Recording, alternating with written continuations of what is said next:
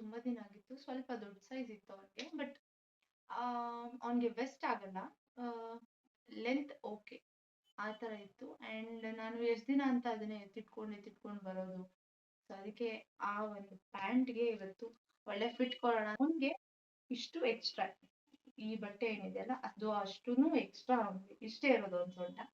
So ಹಾಗಾಗಿ ನಾನು ಇವಾಗ ಏನ್ ಮಾಡ್ತೀನಿ ಅಂತಂದ್ರೆ, ಫಸ್ಟ್ ನಾನು ತಗೊಂಡಿರುವಂಥದ್ದು ಈ 1/2 ಇಂಚ್ ಅಂತಾರೆ ಈ ಒಂದು ಎಲಾಸ್ಟಿಕ್ಗೆ. ಫಸ್ಟ್ ಏನ್ ಮಾಡ್ಬೇಕು ಅಂತಂದ್ರೆ, ನಮ್ಮ ಸೊಂಟದ ಹಿಂದೆ ಏನಿದೆಯಲ್ಲ ಇದು, ನಾನೀಗ ಆಲ್ರೆಡಿ ಇಲ್ಲಿ ಕಟ್ ಮಾಡ್ಕೊಂಡಿದ್ದೀನಿ. ಇಲ್ಲಿ ನಾನು ಸಣ್ಣದಾಗಿ ಒಂದು ಲೇಯರ್ ಕಟ್ ಮಾಡ್ಕೊಂಡಿದ್ದೀನಿ ಎರಡು ಕಡೆ. ನೀವು ನೋಡ್ಬೋದು, ಇಲ್ಲೊಂದು ಅಂಡ್ ಇಲ್ಲೊಂದು. ಇದು ಈ ಕಡೆಯಿಂದ ಓಪನ್ ಆಗಿರಲ್ಲ, ಒಂದ್ ಲೇಯರ್ ಮಾತ್ರ, ಒಳಗಡೆ ಬಟ್ಟೆ ಮಾತ್ರ ನಾನು ಕಟ್ ಮಾಡ್ಕೊಂಡಿದ್ದೀನಿ. ಇಲ್ಲಿಂದ ಏನು ವಿಸಿಬಲ್ ಆಗಿ ಕಾಣಿಸಲ್ಲ. ಓಕೆ, ಇದನ್ನ ನಾನು ಏನ್ ಮಾಡ್ತೀನಿ ಇಷ್ಟನ್ನು ಅಂದ್ರೆ, ಈ ಎಲಾಸ್ಟಿಕ್ ಇಂದ ಇದನ್ನ ಮೆಜರ್ ಮಾಡ್ಕೊಂತೀನಿ.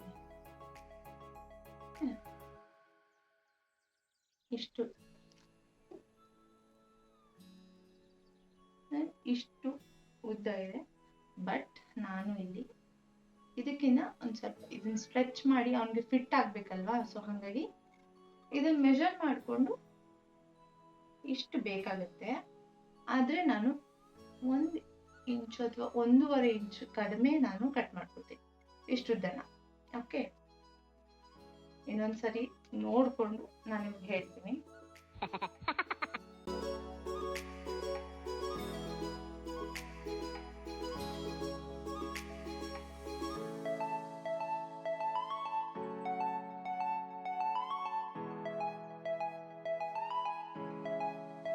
ಇಲ್ಲಿ ನೀವು ನೋಡ್ತಿರೋ ಹಂಗೆ ನನಗೇನು ತೋರಿಸ್ತಾ ಇದ್ದೀನಿ ಆ ಮೆಜರ್ಮೆಂಟ್ಗಿಂತ 1.5 ಇಂಚ್ ಕಡಿಮೆ ನಾನು ಎಲಾಸ್ಟಿಕ್ನ ನಾನು ಕಟ್ ಮಾಡ್ಕೊತಾ ಇದ್ದೀನಿ. ಸೊ ದಟ್ ಸ್ಟ್ರೆಚ್ ಆದರೆ ಫಿಟ್ಟಾಗಿ ಕೂತ್ಕೊಳ್ಳಿ ಅನ್ನೋ ಒಂದು ರೀಸನ್ಗೆ. ಆ್ಯಂಡ್ ಅದಾದಮೇಲೆ ಇವಾಗ ಸೇಫ್ಟಿ ಪಿನ್ ಸಹಾಯದಲ್ಲಿ ನಾನು ಒಂದು ಸೈಡಿಂದ ಇನ್ನೊಂದು ಸೈಡ್ಗೆ ಆ ಎಲಾಸ್ಟಿಕ್ನ ಬಟ್ಟೆ ಅಂದರೆ ಜೀನ್ಸ್ ಒಳಗಡೆಯಿಂದ ನಾನು ಎಲಾಸ್ಟಿಕ್ನ ಪಾಸ್ ಮಾಡ್ಕೊತೀನಿ. ಪಾಸ್ ಮಾಡ್ಕೊಂಡ್ಮೇಲೆ ನೀಟಾಗಿ ಸ್ಟ್ರೆಚ್ ಮಾಡಬೇಕಾಗುತ್ತೆ. ಸ್ಟ್ರೆಚ್ ಮಾಡೋದ್ರಿಂದ ನಮಗೆ ಗೊತ್ತಾಗುತ್ತೆ ಎಷ್ಟು ಉದ್ದಕ್ಕೆ ನಾವು ಸ್ಟಿಚ್ ಹಾಕೋಬೋದು ಅಂತ. ಈ ಒಂದು ಸ್ಟಿಚ್ನ ನೀವು ಮಿಷಿನಲ್ಲಿ ಹಾಕೋಬೋದು, ಬಟ್ ಮಿಷಿನಲ್ಲಿ ಹಾಕೋವಂಥ ಸ್ಟಿಚ್ಚು ಇನ್ನೊಂದು ಸೈಡಲ್ಲಿ ಕಾಣಿಸುತ್ತೆ. ಅದರಿಂದ ನೀವು ಕೈನಲ್ಲೇ ಸ್ಟಿಚ್ ಮಾಡಿಕೊಂಡ್ರೆ ಬೆಟರ್ ಆಗಿರುತ್ತೆ. ಯಾಕಂದರೆ ಒಂದು ಸೈಡ್ ಸ್ಟಿಚಿಂಗ್ ಥರ ಆಗುತ್ತೆ. ಅದರಿಂದ ನಾನಿಲ್ಲಿ ಕೈನಲ್ಲೇ ಸ್ಟಿಚ್ ಮಾಡ್ಕೊತಾ ಇದ್ದೀನಿ.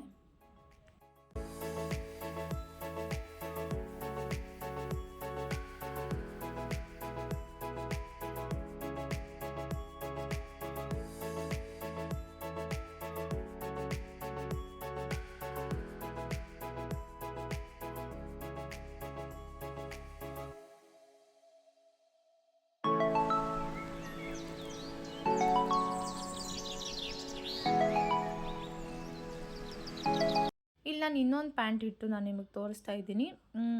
ಇದು ಕೂಡ ಅದೇ ಸೇಮ್ ರೀಸನ್ನೇ. ಅವನಿಗೆ ಸೊಂಟ ಸ್ವಲ್ಪ ಲೂಸ್ ಇರೋದ್ರಿಂದ ಈ ಪ್ಯಾಂಟ್ಗೂ ನಾನು ಎಲಾಸ್ಟಿಕ್ನ ಅಟ್ಯಾಚ್ ಮಾಡ್ತಾ ಇದ್ದೀನಿ.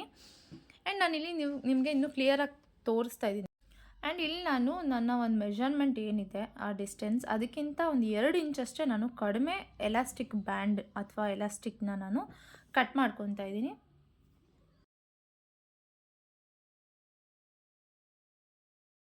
ಆ್ಯಂಡ್ ಸೇಫ್ಟಿ ಪಿನ್ ಹೆಲ್ಪಲ್ಲಿ ನಾನು ಎಲಾಸ್ಟಿಕ್ ಬ್ಯಾಂಡ್ನ ಬಟ್ಟೆ ಒಳಗಡೆ ನಾನು ಇನ್ಸರ್ಟ್ ಮಾಡ್ಕೋತೀನಿ.